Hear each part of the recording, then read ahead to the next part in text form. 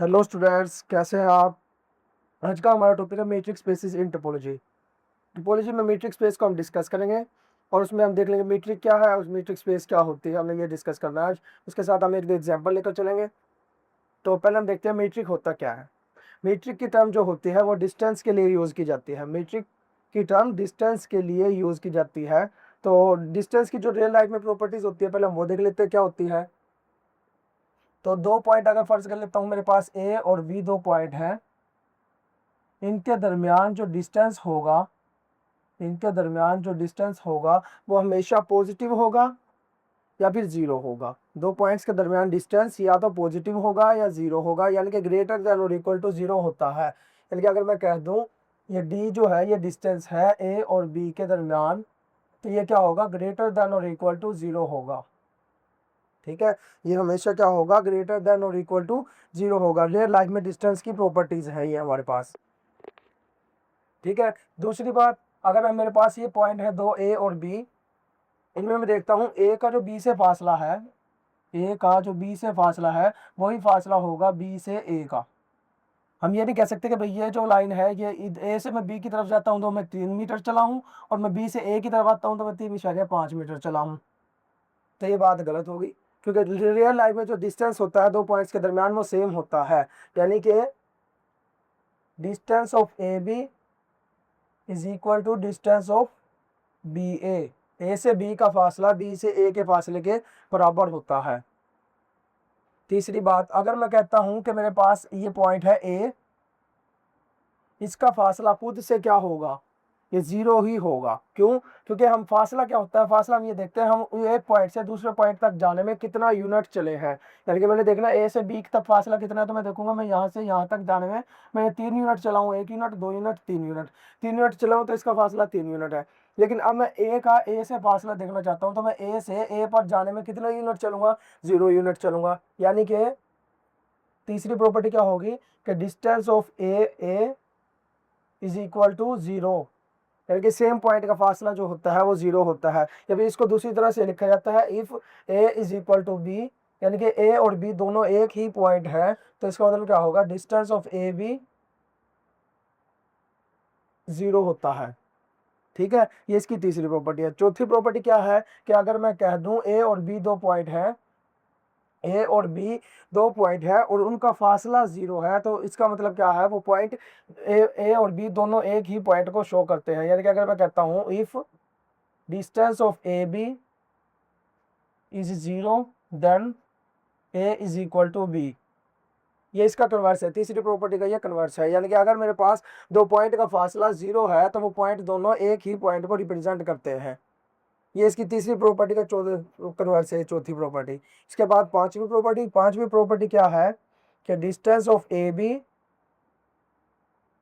Is less than और equal to distance of A C plus distance of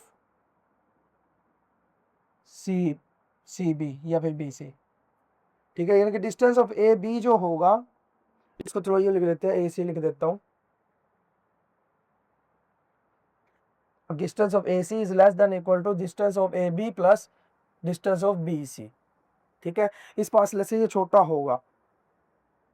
real life में ये वाली property exist करती है। क्यों? हम देख सकते हैं अगर मेरे पास दो पॉइंट है, ये ए ये बी है, इनके दरमियान में कहीं पर भी मैं अगर एक तीसरा पॉइंट इनके साथ में इंट्रोड्यूस करवा दूं, मैं कह देता हूँ ये मेरे पास सी पॉइंट है। ठीक है, तो इसका ए सी का जो फासला होगा वो ए बी के फासले और बी सी के फासले, ए बी ये वाला फासला और बी सी ये वाला फासला, इन दोनों फासलों के सम से ये वाला फासला छोटा होगा। क्यों? क्योंकि हमें ये क्या है, ये यहाँ से यहाँ तक जाने का रास्ता है और ये क्या है, यहाँ से यहाँ तक जाने का रास्ता है। यानी कि दोनों रास्ते ए से सी तक जाते हैं, लेकिन ये क्या है, ये स्ट्रेट पाथ है और ये जो है ये इनके दरमियान में कट आ रहा है। ये हमें पता है जो स्ट्रेट लाइन होती है वो शॉर्टेस्ट पॉसिबल डिस्टेंस होती है बिटवीन टू पॉइंट्स। दो पॉइंट के दरमियान ये शॉर्टेस्ट डिस्टेंस है ए से सी वाला। ठीक है, तो इसके अलावा कोई भी रास्ता होगा वो क्या होगा, इससे बड़ा होगा। यानी कि अगर मैं इन दोनों का सम लेता हूं तो ये क्या होगा, ए सी से बड़ा होगा। ठीक है। एक कंडीशन ये बनती है कि भाई ए सी जो है, डिस्टेंस ऑफ ए सी जो है वो लेस देन है A B plus B C के। और दूसरी कंडीशन इसमें ये वाली जो इक्वालिटी की है वो किस कंडीशन में हो सकती है, वो इस सूरत में हो सकती है कि अगर मेरे पास ए बी और सी तीनों पॉइंट एक ही लाइन पर मौजूद हो, तो इससे क्या होगा, तीनों पॉइंट एक ही लाइन पर मौजूद होंगे तो distance of A B plus distance of B C बराबर होंगे डिस्टेंस ऑफ ए सी के। ठीक है, ए बी प्लस ए सी की बी सी किसके बराबर होंगे, ए सी के बराबर हो जाएंगे। तो पॉइंट अगर लीनियर होंगे यानी कि एक ही लाइन पर मौजूद होंगे तो क्या होगा, डिस्टेंस ऑफ ए सी बराबर हो जाएगा इन दोनों के सम के। और अगर एक ही लाइन पर मौजूद नहीं होंगे तो डिस्टेंस ऑफ ए सी क्या हो जाएगा, distance of A B plus B C. ये हमारे पास है रियल लाइफ में डिस्टेंस की प्रॉपर्टीज। ठीक है, और डिस्टेंस के लिए ही हम मीट्रिक की टर्म यूज करते हैं। तो ऐसी स्पेस जिसके अंदर हमारे पास कोई भी हमारे पास स्पेस है, उसके अंदर हम कोई ऐसा रिलेशन बना दें उस स्पेस के दो पॉइंट्स के दरमियान, हर दो पॉइंट्स के दरमियान कोई भी हम एक ऐसा रिलेशन बना दें जो डिस्टेंस की प्रॉपर्टी को सेटिस्फाई करता हो, उस रिलेशन को हम मीट्रिक कहेंगे। ठीक है, तो ऐसा रिलेशन ये क्या है, ये डिस्टेंस की प्रॉपर्टी है। तो इसका ऐसा रिलेशन जो किसी भी सेट में, इफ हम फर्ज कर लेते हैं, if x is any non empty set, यानी नॉन एम्प्टी सेट, एक्स एक नॉन एम्प्टी सेट है। ठीक है, और इसके दरमियान इस पर अगर हम कोई ऐसा रिलेशन डिफाइन कर दें एक्स के हर दो पॉइंट पर, if D from X cross X to R, real line पर ये होगा। ठीक है ना, यानी कि ये क्या करेगा, दो पॉइंट लेगा, एक्स के कोई से दो पॉइंट लेगा, कार्टेशियन प्रोडक्ट लिखा है तो इसका मतलब क्या है, ये वो रिलेशन है जो एक्स के कोई भी दो पॉइंट यूज करता है, एक्स के कोई भी दो पॉइंट यूज करता है, उन दो पॉइंट को यूज करता है और उन्हें एक रियल नंबर असाइन करता है। ऐसा रिलेशन बना दे, if D from X cross X to R satisfies above properties. ये जो ऊपर वाली प्रॉपर्टीज हमने बनाई है, ये वाली प्रॉपर्टीज को सेटिस्फाई करें तो क्या होगा, then D is called metric, D is called metric on X, D जो है वो एक्स पर मीट्रिक होगा। ठीक है, मीट्रिक का मतलब डिस्टेंस है, तो ऐसा रिलेशन एक्स के किसी भी दो पॉइंट के दरमियान, ऐसा रिलेशन जो डिस्टेंस वाली प्रॉपर्टीज को, इन पांचों प्रॉपर्टीज को सेटिस्फाई करता है, तो वो क्या होगा, वो मीट्रिक होगा एक्स पर। एक्स कोई भी नॉन एम्प्टी सेट होगा। ठीक है, और एक्स को, और मैं अगर डी और एक्स को मैं इकट्ठा लिख दूं, यानी कि स्पेस के साथ मैं अगर मीट्रिक को लिख दूं तो इसको हम कहते हैं metric space. X D is called metric space, ये हमारे पास मीट्रिक स्पेस होता है। ठीक हो गया, तो जो डिस्टेंस की प्रॉपर्टी, पांचों प्रॉपर्टीज को सेटिस्फाई करे रिलेशन, उस रिलेशन को हम कहेंगे मीट्रिक। और मीट्रिक को अगर हम स्पेस के साथ लिख दें तो उसको हम कहेंगे मीट्रिक स्पेस। ठीक है, ये हमारे पास हो गई मीट्रिक स्पेस की डेफिनेशन। इसके बाद हम देख लेते हैं एक दो एग्जांपल देख लेते हैं। जो इसमें ये हमारे पास दूसरी प्रॉपर्टी मैंने लिखी थी कि भाई डिस्टेंस ऑफ ए बी जो है वो डिस्टेंस ऑफ बी ए के बराबर होता है, उसको हम सिमेट्रिक प्रॉपर्टी कहते हैं। और ये लास्ट वाली प्रॉपर्टी की थी कि distance of A C is less than और equal to distance of B A B plus distance of B C, वो हमारे पास होती है ट्रायंगुलर प्रॉपर्टी। अब हम एक एग्जांपल लेकर चलते हैं, रियल नंबर पर हमारे पास एक एग्जांपल है कि D from R cross R, R एक स्पेस है, आर क्या है, एक स्पेस है या फिर नॉन एम्प्टी सेट है, यानी कि रियल नंबर नॉन एम्प्टी होते हैं। R cross R be defined, ये कैसे डिफाइन किया गया है, as distance of X Y is equal to X minus Y come on. ठीक है, इस तरह से डिफाइन किया गया है, डी को इस तरह से डिफाइन किया गया है आर में, आर क्रॉस आर में। अब हमने डी को शो करना है कि भैया मीट्रिक की प्रॉपर्टीज को सेटिस्फाई करता है, यानी कि डी जो है वो मीट्रिक है। वैसे तो रियल नंबर्स पर हम डिस्टेंस ऐसे ही निकालते हैं, दो पॉइंट के दरमियान रियल लाइन पर हम डिस्टेंस ऐसे निकालते हैं, तो ये डिस्टेंस की प्रॉपर्टी को सेटिस्फाई करेगा। अब हमने ये शो करना है ये प्रॉपर्टीज को सेटिस्फाई करता है।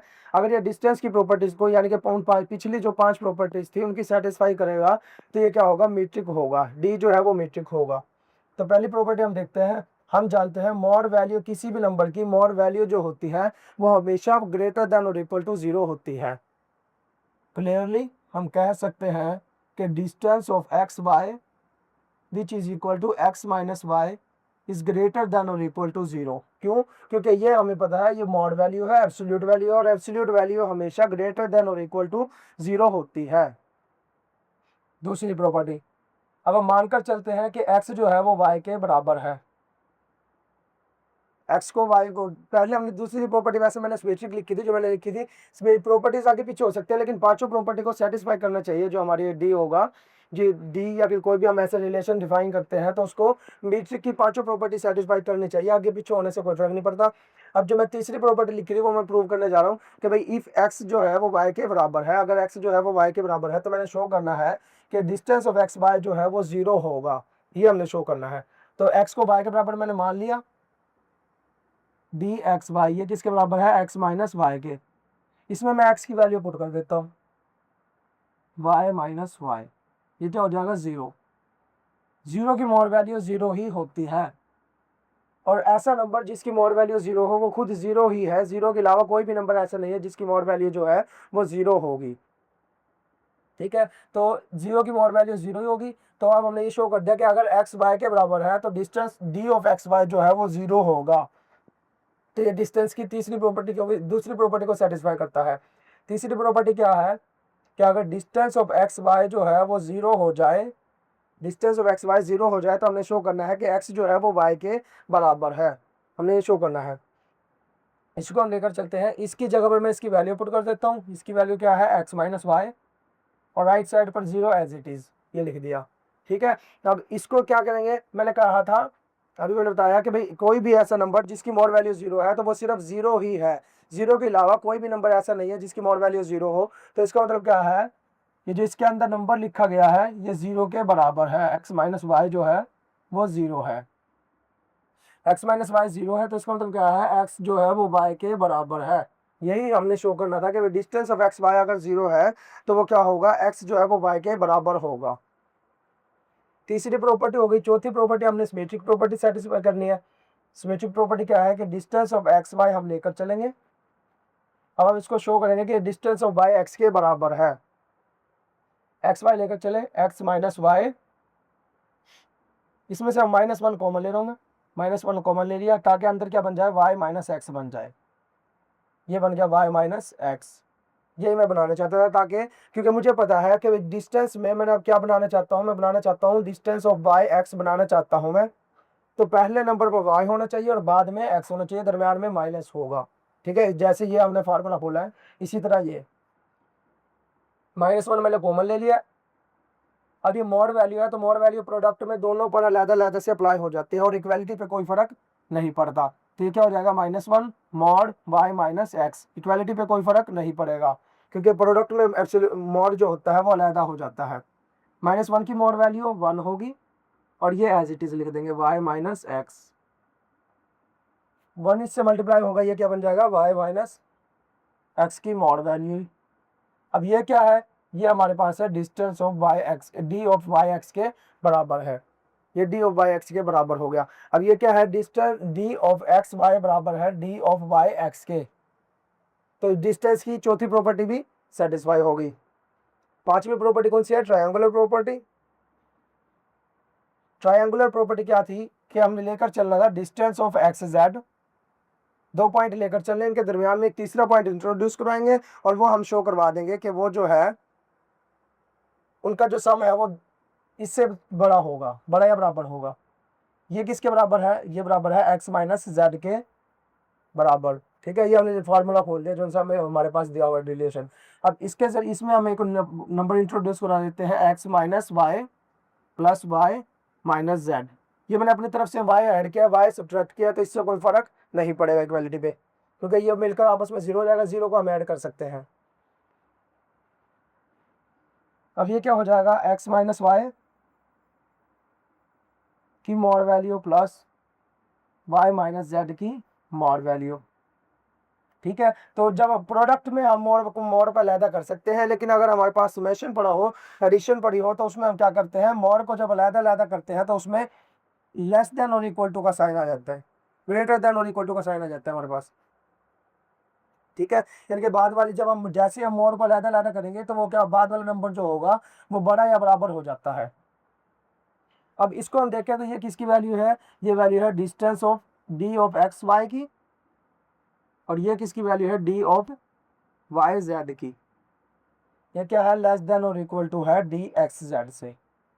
यही हमने शो करना था कि डी एफ एक्स जेड जो होगा वो लेस देन और इक्वल टू होगा D of X Y plus D of Y Z से। तो ये वाली प्रॉपर्टी, पांचों प्रॉपर्टीज की सेटिस्फाई होगी। तो ये डी जो है ये क्या है, मीट्रिक है आर पर। इसका मतलब क्या है, D is metric on R, और आर डी जो होगा ये क्या कहलाएगा, is called is metric space. ये हमारे पास क्या है, मीट्रिक स्पेस है।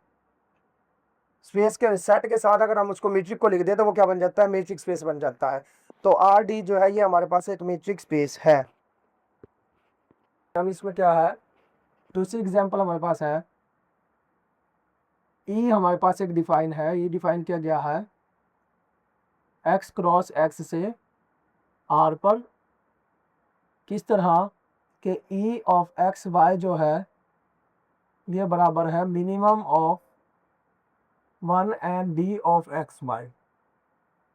इन दोनों में से जो मिनिमम होगा वो इसका आंसर होगा, ठीक है। जबकि डी एक्स वाई जो है ये हमारे पास D X Y is D is metric on X, D जो है वो हमारे पास मीट्रिक है।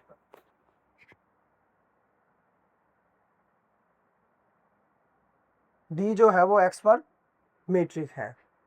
डी के बारे में हमें ये मालूम है। अब हमने ये शो करना है, ई को हमने मीट्रिक शो करना है, जबकि ई को डिफाइन ऐसे किया गया है कि ई एक्स वाई जो है वो बराबर है मिनिमम ऑफ 1 और डी एक्स वाई। तो इधर से हम ये देखते हैं कि ई का जो आंसर हो सकता है वो क्या क्या हो सकता है। तो ई के लिए क्या है, ई या तो हो सकता है 1, या तो ई हो सकता है डी एक्स वाई, दोनों में से एक हो सकता है, ठीक है। यानी कि मिनिमम दोनों में से जो मिनिमम होगा वो इसका आंसर बन जाएगा। अगर 1 छोटा है, ये डी एक्स वाई जो है वो 1 से बड़ा हो जाए तो 1 इसका आंसर हो जाएगा, और अगर डी एक्स वाई जो है वो 1 से छोटा हो जाए तो वो इसका आंसर हो जाएगा, ई एक्स वाई के बराबर हो जाएगा, ठीक है। इसमें आना वही आंसर है जो इन दोनों में से छोटा होगा। तो ये ई एक्स वाई या तो 1 हो सकता है या डी एक्स वाई हो सकता है। दूसरा क्या है, ई एक्स वाई जो है वो लेस देन 1 हो सकता है। क्या बोला, वो लेस देन 1 हो सकता है। क्यों, क्योंकि अगर डी एक्स वाई जो है इसका आंसर डी एक्स वाई जो है वो 1 से छोटा हो जाए, यानी कि इफ मैं कहता हूँ डी एक्स वाई जो है वो लेस देन है 1 से, डी एक्स वाई जो है वो लेस देन है 1 से, तो ई एक्स वाई किसके बराबर हो जाएगा, डी एक्स वाई के। क्योंकि इसका आंसर क्या आना है, इसका आंसर हमेशा वो आना है जो छोटा होगा दोनों में से। तो जब ये 1 से छोटा है तो इसका answer D X why he आएगा। तो डी एक्स वाई इसका आंसर हो जाएगा, और ये क्या है, लेस देन 1 है। तो इसका मतलब क्या है, ई एक्स वाई जो है वो लेस देन 1 हो सकता है, लेस देन 1 होगा। लेस देन 1 कब होगा, जब ई एक्स वाई जो है वो डी एक्स वाई के बराबर होगा, ठीक है। और अगर डी एक्स वाई जो है वो ग्रेटर देन हो जाए 1 से, डी एक्स वाई जो है वो ग्रेटर देन हो जाए 1 से, तो इसका मतलब क्या है, 1 छोटा हो गया डी एक्स वाई से, तो ई एक्स वाई का आंसर क्या हो जाएगा, 1 हो जाएगा। क्योंकि डी एक्स वाई बड़ा हो गया और 1 छोटा है, तो इसका ई एक्स वाई का आंसर क्या होगा, छोटा। तो छोटा क्या है, 1, ई एक्स वाई क्या हो जाएगा, 1। ये क्या है, ये छोटा है डी एक्स वाई से, तो इसका मतलब क्या है, ई एक्स वाई छोटा हो सकता है डी एक्स वाई से, ठीक है। ये 4 पॉसिबिलिटी है कि ई एक्स वाई या तो 1 होगा, या फिर ई एक्स वाई जो है वो डी एक्स वाई के बराबर होगा।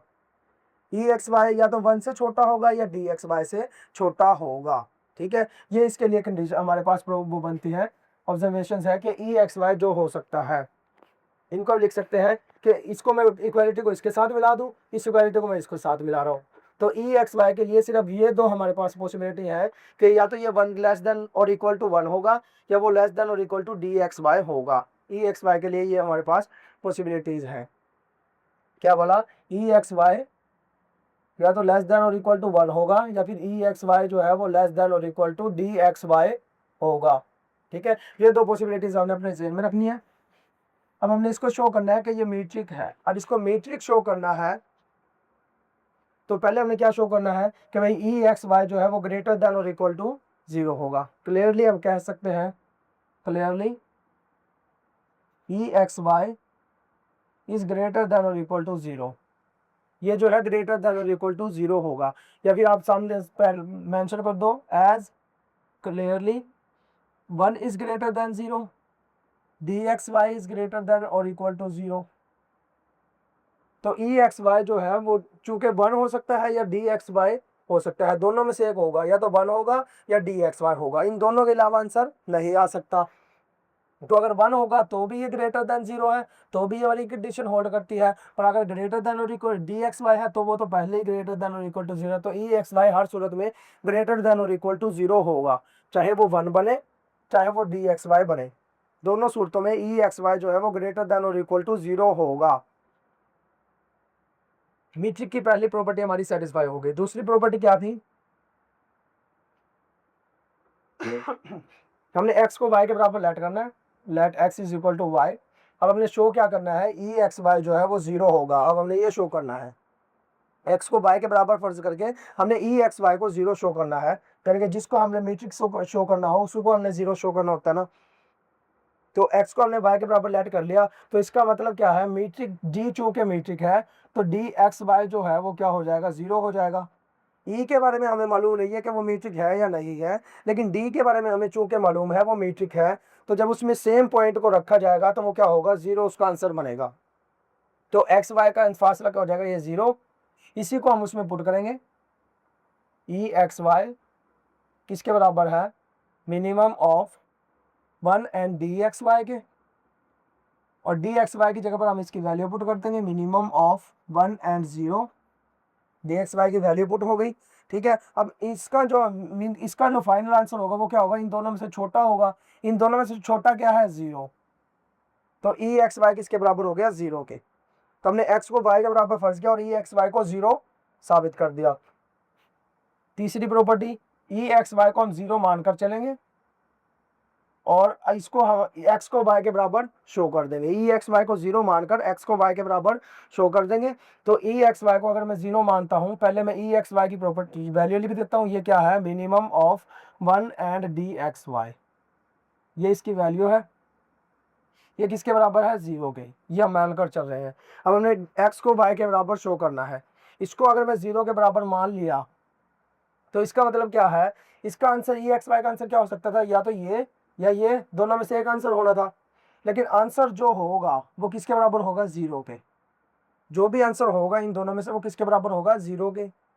अब 1 तो कभी 0 के बराबर नहीं हो सकता, 1 चूंकि कांस्टेंट वैल्यू है तो ये 0 के बराबर नहीं हो सकती, तो हमें ये क्या होगा, डी एक्स वाई 0 के बराबर होगा। इसका मतलब क्या है, डी एक्स वाई जो है वो 0 के बराबर है, डी एक्स वाई 0 के बराबर है। और डी के बारे में हमें क्या मालूम है, ये मीट्रिक है, तो चूंकि ये मीट्रिक है तो इसका मतलब क्या है, एक्स वाई के बराबर है।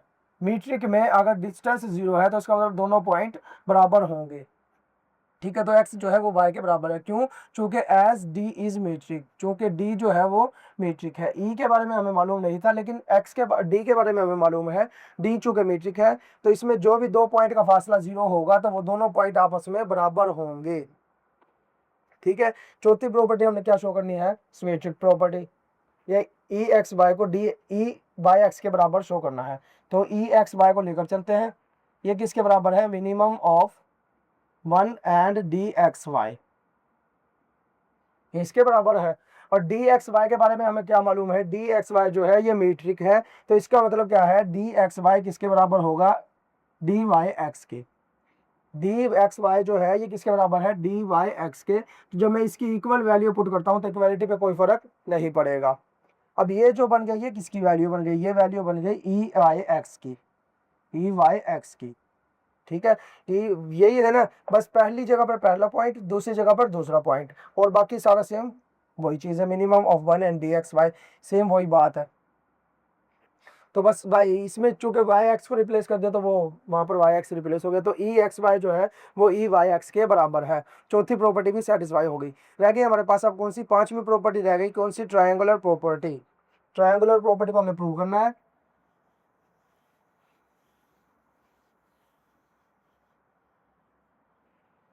ट्रायंगुलर प्रॉपर्टी हमारे पास क्या है, पांचवी प्रॉपर्टी हमने प्रूव करनी है, E X Z is less than और equal to E X Y plus E Y Z, इसको हमने प्रूव करना है। इस इक्वेशन का नाम दे देता हूँ मैं 1 का। ठीक है, ये जो इक्वेशन अब हमने इसको प्रूव करना है इनइक्वालिटी को, तो अब हम इनको देखते हैं। ये जो हमारे पास है, इनके लिए हमारे पास क्या पॉसिबिलिटीज है, ये जो है, तो ई एक्स वाई जो है, ई एक्स वाई ये या तो 1 हो सकता है, हमने पढ़ा है, या फिर ई वाई जेड, ई एक्स जेड जो है ये किसके बराबर हो सकता है, डी एक्स वाई के। इसी को लेकर चलते हैं, ई एक्स वाई जो है वो किसके बराबर हो सकता है, डी एक्स वाई के। दोनों में से एक बात होगी, या तो ये 1 के बराबर होगा या ये इसके बराबर होगा। ठीक है, तो अगर मैं इनको देखूं, इन दोनों को एक ही टाइम पर इन दोनों की क्या कंडीशन बनती है, या तो ये दोनों ही 1 है, या तो ये भी 1 है और ये भी 1 है, या फिर दोनों में से कोई एक 1 है, या फिर दोनों ही 1 नहीं है। ये 3 कंडीशनें बनती हैं। ठीक है, या तो दोनों में से कोई एक 1 है, या दोनों ही 1 है, या फिर दोनों में से कोई भी 1 नहीं है। यही हमारे पास कंडीशन बनेगी, इसके अलावा कोई पॉसिबिलिटी नहीं है। हम फर्ज कर लेते हैं, केस बना लेते हैं, केस 1, जिसमें क्या है, if any one of E X Y और and E Y Z is 1। अगर दोनों में से कोई एक 1 है, या तो ये 1 है या ये 1 है, दोनों में से कोई भी एक 1 है, और बोथ आर 1, या फिर दोनों ही 1 है, या तो दोनों में से कोई एक 1 है या फिर दोनों ही 1 है, तो हम जानते हैं, वी नो, हम जानते हैं ई एक्स जेड जो है, ई एक्स जेड जो है ये हमेशा क्या है, लेस देन और इक्वल टू 1 है।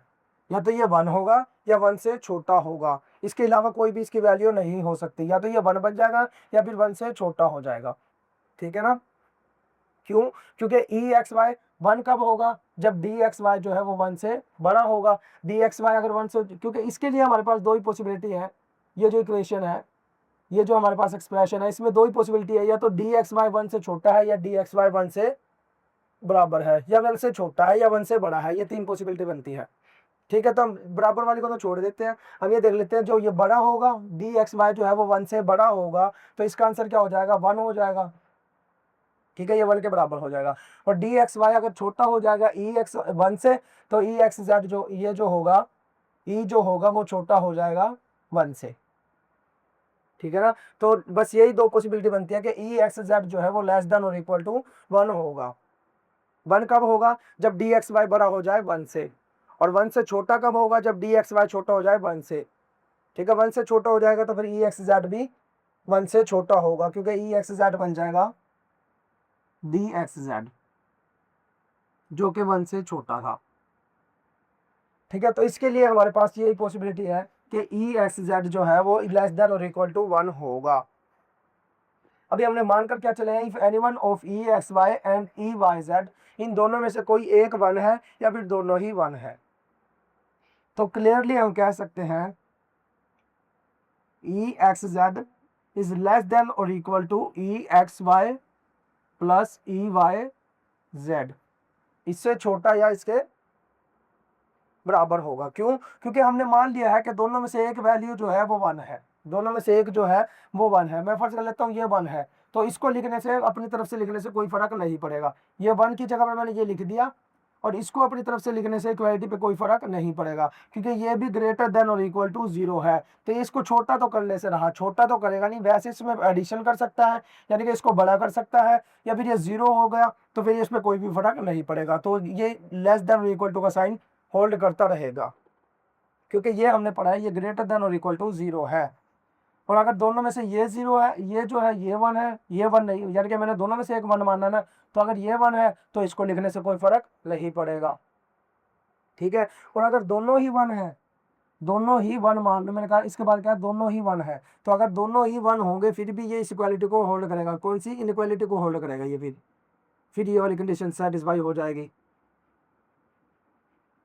फिर लेस देन वाली साइन इनइक्वालिटी जो होगी वो सेटिस्फाई हो जाएगी, क्योंकि ये भी 1 है, ये भी 1 है, और ये हमें पता है लेस देन 1 है, ये लेस देन 1 है इसकी वैल्यू क्या होगी लेस देन 1, और ये दोनों क्या है 2 के बराबर है, तो ये वाली कंडीशन सेटिस्फाई करती रहेगी।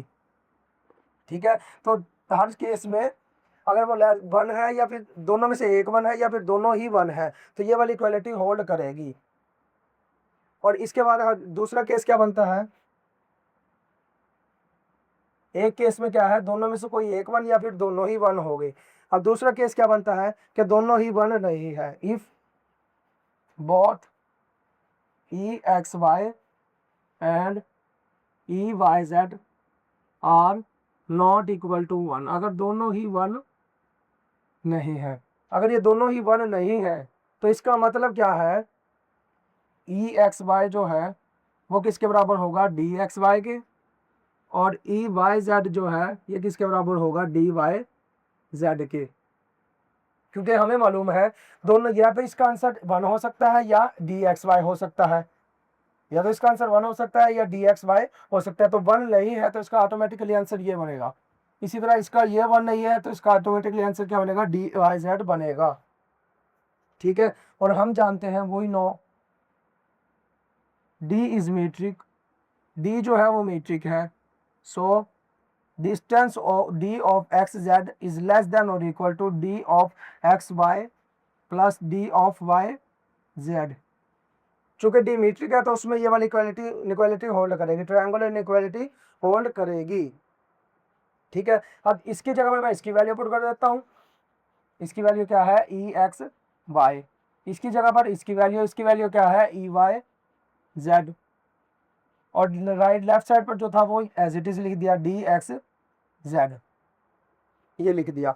लेकिन हमने यहाँ पर लाना क्या था, यहाँ पर हमने लाना था EXZ लाना था, EXZ लाना था, ये चीज़ लानी थी, लेकिन हमारे पास है क्या चीज़ ये।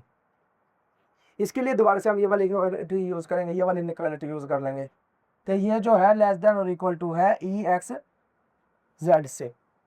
ठीक है, तो इसका मतलब क्या हो गया, ये वो वाली इक्वालिटी होल्ड करके ट्रायंगल इनइक्वालिटी इस केस में भी होल्ड करती है।